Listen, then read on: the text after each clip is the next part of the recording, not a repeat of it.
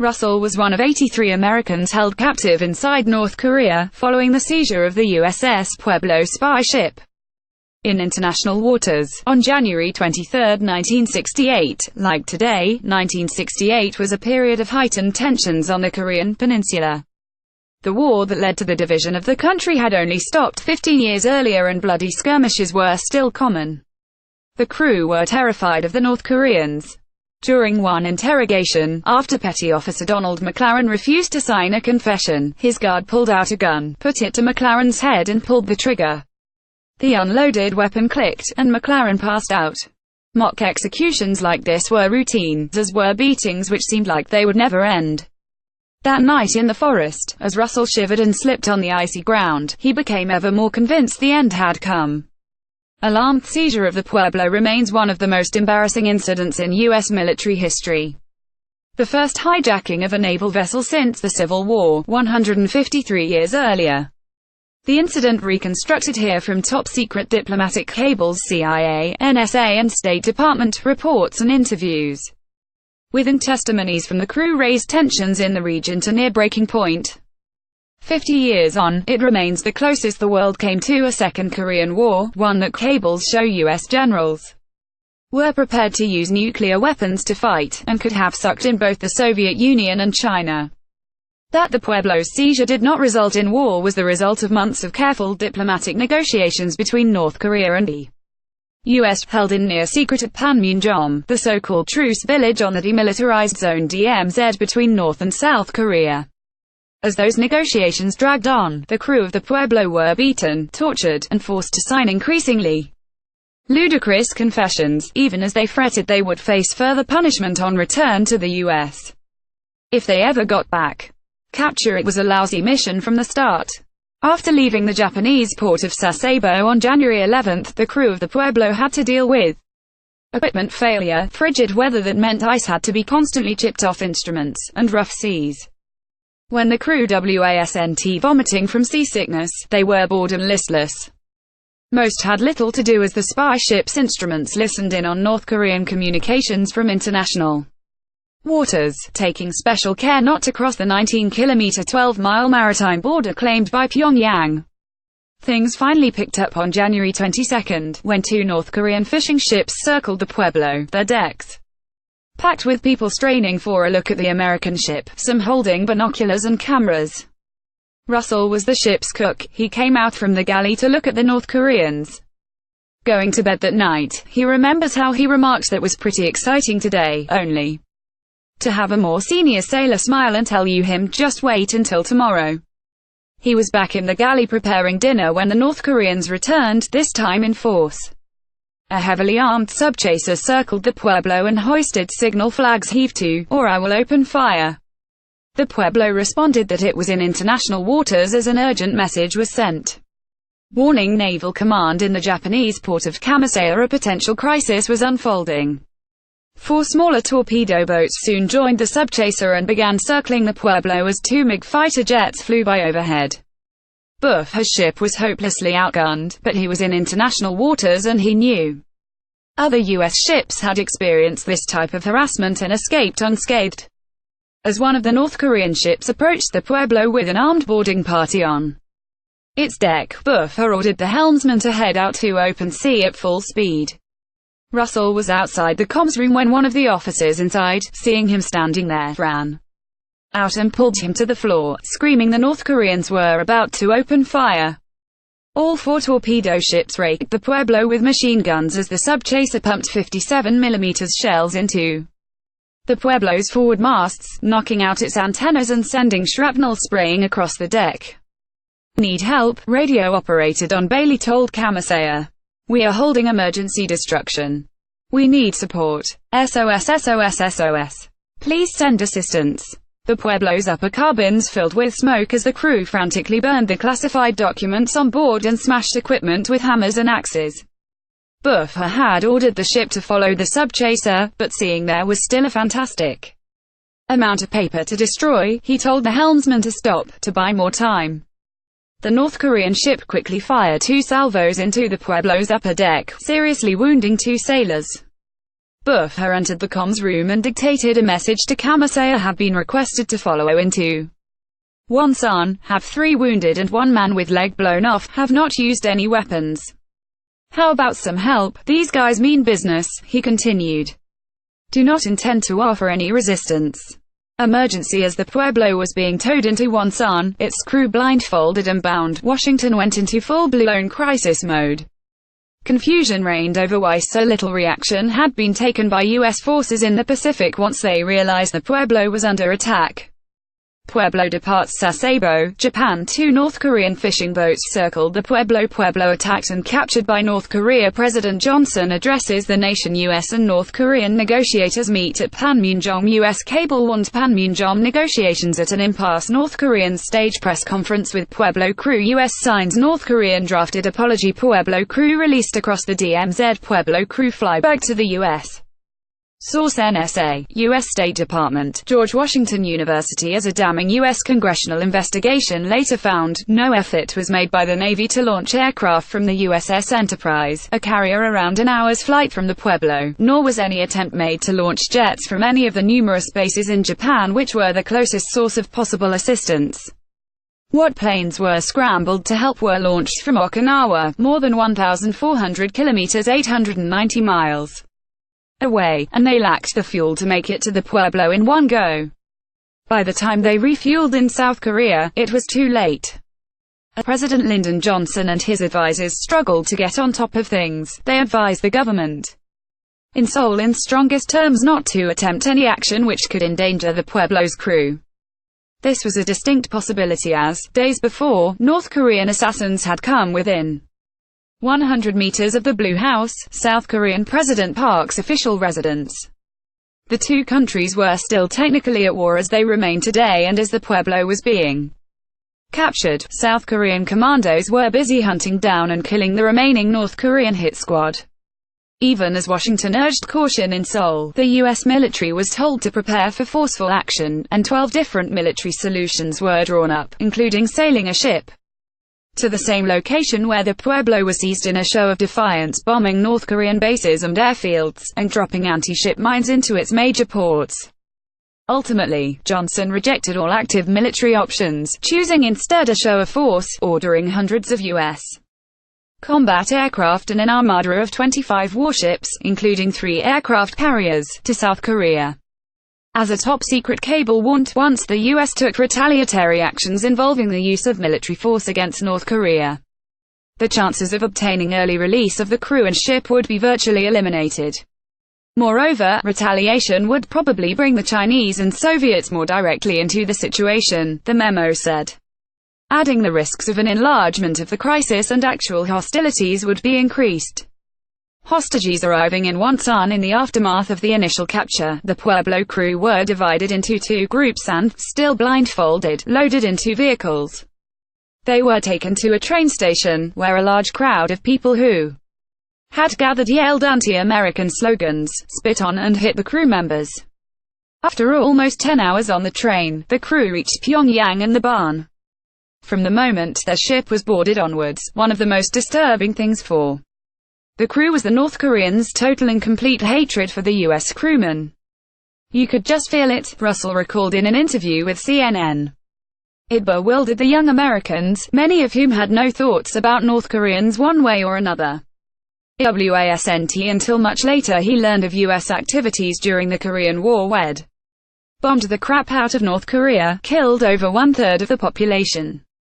There was no family in North Korea that hadn't lost close relatives because of America.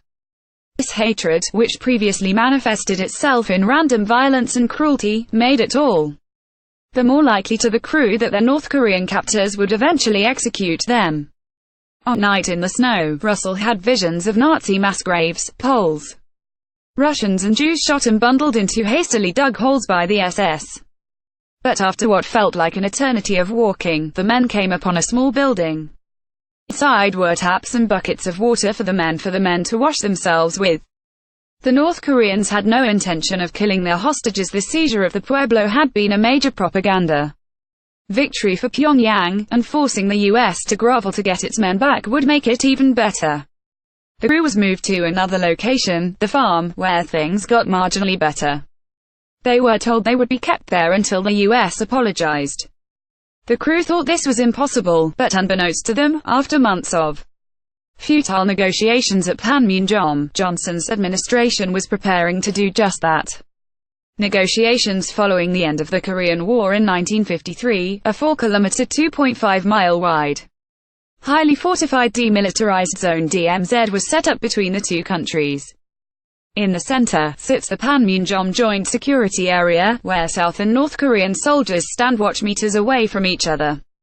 Almost 65 years since the end of the war, the situation remains basically unchanged. Blue huts straddle the border, and it was here that negotiations began on February 2, 1968. Early meetings were dominated by North Korean demands for an official apology and American insistences the Pueblo was in international waters and had done nothing wrong. Progress was slow but businesslike, with North Korean Maj. Gen. Pak Chung-kook often reading from a stack of statements apparently prepared for any potential U.S. gambit. The negotiations stretched on for weeks and then months, as the crew of the Pueblo were tortured and hawks in both Washington and Seoul urged military action. Tensions reached such a height that during this period, ADM Ulysses Sharp, Commander-in-Chief of all U.S. forces in the Pacific, drafted a top-secret plan to defend South Korea against a possible second invasion by the North. In one scenario, dubbed Freedom Drop, U.S. planes or ground forces would hit attacking North Korean troops and tanks with nuclear explosives, while nuclear-tipped missiles with yields of up to 70 kilotons, more than triple that of the atomic bomb dropped on Nagasaki, would strike key targets inside North Korea. A CIA report around this time concluded that, while North Korean guerrilla and cross-border activity had increased dramatically and was continuing, Pyongyang did not intend to invade or risk a full-scale war. However, the CIA warned South Korea's president was becoming increasingly frustrated with both Pyongyang and Washington, and the risk of him, not the US, ordering a larger-scale retaliation was increasing. The unpredictability of the South Koreans throughout this process was shown in June 1968, when North Korean forces attacked and sank a covert South Korean reconnaissance boat. Seoul's disastrous spying mission was planned and executed without the knowledge of U.S. Army Gen. Charles Bonesteel, who, as Commander-in-Chief of United Nations forces in South Korea, was nominally in charge of the country's navy. In a cable to Washington, Bonesteel warned the South Korean spy mission could have jeopardized the Pueblo negotiations. The mission, Bonesteel said, fed communist propaganda which aims to prove to the world that UNC and ROKS are the provocative aggressors. By September 1968, negotiations at Panmunjom had reached an impasse, according to a declassified White House memo. Eventually, following a press conference staged by the North Koreans with the crew of the Pueblo, which ended with Buffy calling on the U.S. government to do something to save the lives of these young men, Washington agreed to sign an apology as Pyongyang demanded, provided it be allowed to issue a statement beforehand. The document, presented by PACTA negotiator U.S. Army Maj. Gen. Gilbert Woodward, was addressed to the government of the Democratic People's Republic of Korea, a term never used before by the U.S., which did not recognize Pyongyang's legitimacy, and said the Pueblo illegally intruded into the territorial waters of the DPRK, conducted espionage activities of spying out important military and state secrets. Freedom even as negotiations were reaching a breakthrough, the men of the Pueblo came close to dooming themselves. One night, after being shown two North Korean propaganda films in which Westerners were seen raising their middle fingers to the camera, the crew realized their captors didn't know what the insulting gesture meant, and started flipping them off at every opportunity, including in staged photos and films. When the North Koreans realized what they were doing thanks to U.S. media reports on the protest, they were enraged. As a lawsuit brought by some of the crew against the North Korean government recounted, their captors began a campaign of beatings, harassment, and interrogations so intense and concentrated that the hostages referred to it as Hell Week. They were subjected to cold temperatures, open doors, constant surveillance, lights on at night, sleep deprivation, and a more rigid enforcement of all rules, the lawsuit said. They were required to sit in a chair at all times with their heads bowed unless they had specific permission to do otherwise. Then, suddenly, everything changed again. The men were given new clothes and told they were about to be released. The U.S. had agreed to apologize. On December 23, 1968, at 9 a.m. Seoul time, Pak and Woodward met for the last time. Woodward read out a short statement denouncing the document he was about to sign and saying he only did so to free the men of the Pueblo. Then he signed it. On the North Korean side of the border, the crew were sitting in two buses, wearing new clothes given them that morning. The temperature was frigid, and the moisture from their breath turned to ice on the windows as they waited for several hours. Eventually, at 11:30 a.m., the men crossed the Bridge of No Return, which spanned the DMZ. They came in single file, led by Buffer, who was followed by two crew members carrying the body of Dwayne Hodges, who had died as a result of a wound sustained during the attack on the Pueblo. As he crossed into South Korea, Russell thought, "This is the greatest day of my life," but his face, like those around him, was largely devoid of emotion, his spirit beaten down so far, and trying to come back up. It was 11 months to the day since the Pueblo was captured. Once in South Korea, the men were led to an army base and ate one of the finest meals they'd ever had: coffee, orange juice, ham sandwiches, and chicken soup. They were helicoptered to a base near Seoul for medical checkups before finally, on December 24, flying back to the U.S. and their families, just in time for Christmas. The USS Pueblo itself was never released. It is still an officially commissioned U.S. Navy ship, one of the oldest in the U.S. fleet. Since 2013, it has been used as a tourist attraction and propaganda museum in Pyongyang. Wore multiple top-secret U.S. cables, and reports testify to how close the Pueblo crisis brought the Korean peninsula to a second war.